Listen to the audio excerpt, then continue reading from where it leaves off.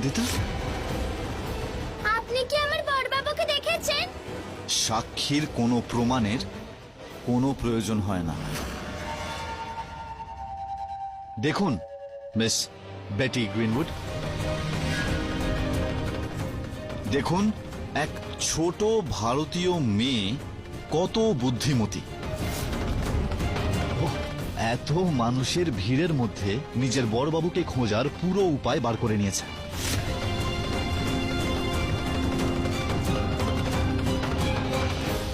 আমার নাম লিখেছে ও ওই কাগজে, অনিরুদ্ধ।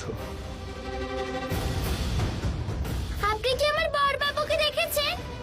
এটা ওনার নাম। আপনারা জানেন কেন?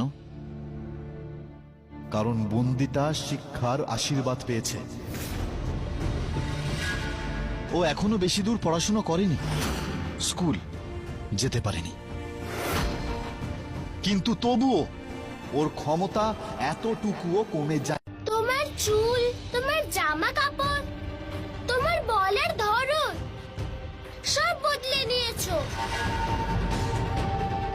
কিন্তু তুমি ভেতর থেকে কালকেও বাজে দিদি ছিলে আর আজকেও বাজে দিদি আছো।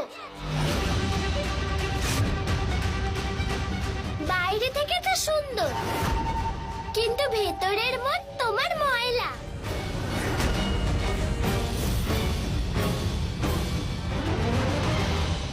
একদম ঠিক বলেছ তুমি বন্দিতা। আমি সেই খারাপ দিদি যে এক চুটকিতে তোমাকে আর তোমার পরিবারকে মাথা নত করতে বাধ্য করব।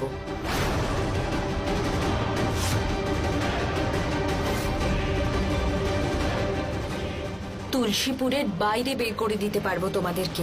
না, তুমি কিচ্ছু করতে পারবে না।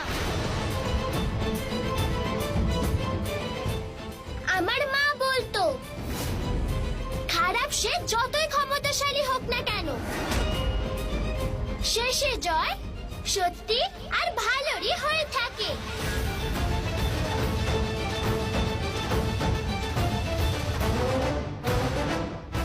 তুমি কিচ্ছু শেখোনি তোমার আগের ভুলগুলোর থেকে, কিন্তু কোনো ব্যাপার নয়, আমি আমার বড়বাবুকে বলবো আবার যেন উচিত শিক্ষা দেন তোমায়।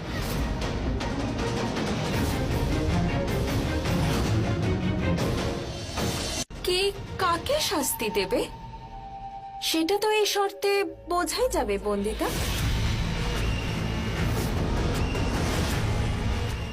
আর যেটা তোমাদের সাথে হতে চলেছে সেটা তুমি ভাবতেও পারছো না।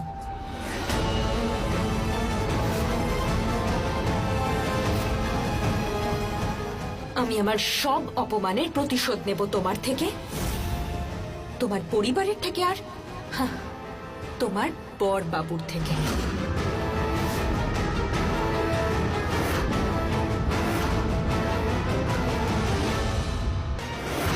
কিন্তু তুমি যখনই আসবে আমার বড়বাবু আর আমার পরিবারকে আঘাত করতে,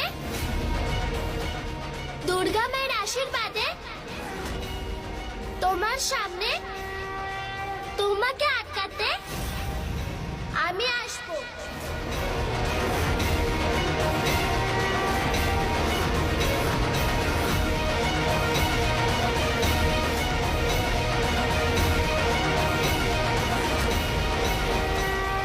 এমনিতে আমার মা বলতো যে অন্যদের জন্য গর্ত খোঁড়ে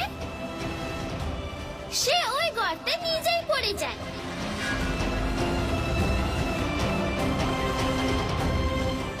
আর আমার মায়ের কথা কখনোই মিথ্যে হয়নি, তোমার মনে আছে তো?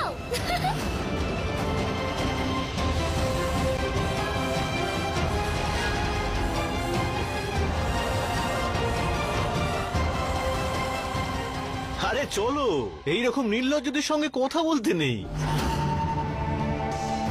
হ্যাঁ বন্দিতা, এবার আমাদের কথা নয়, আমাদের কর্মই ওদেরকে ওদের আসল জায়গা দেখাবে।